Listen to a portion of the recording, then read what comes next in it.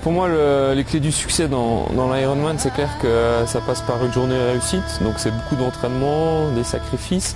Et puis après, avoir de l'expérience, avoir une bonne gestion sur ma journée. Et ça, c'est vraiment les clés du succès.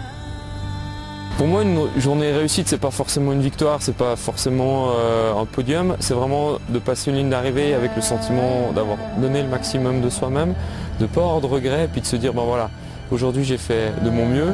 Si je suis troisième, ça veut dire qu'il y avait 2 adversaires plus forts ce jour-là.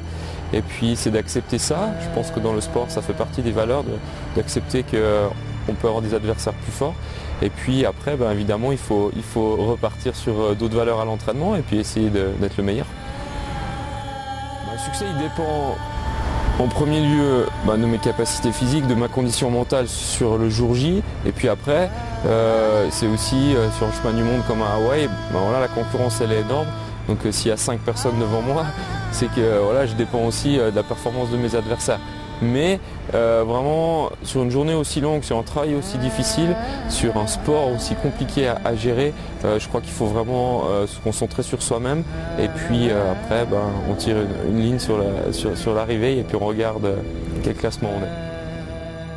Moi, si j'ai un conseil à donner, vu que ça fait quand même de longues années que je suis dans mon travail de sportif de haut niveau, c'est vraiment de choisir une direction dans laquelle on est épanoui, dans laquelle on a envie d'aller tous les jours.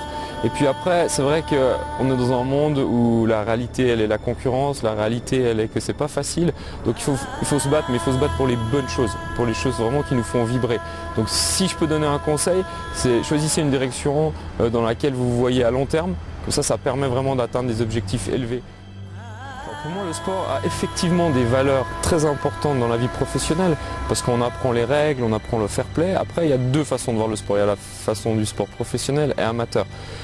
Donc le message que j'ai à faire passer pour le monde amateur, c'est vraiment profiter du cadre du sport pour s'épanouir, pour se développer. Et puis après, peut-être pour les jeunes, évidemment, d'apprendre à respecter le fair play, les règles. Et ça, effectivement, le sport, je pense que c'est une excellente école de vie.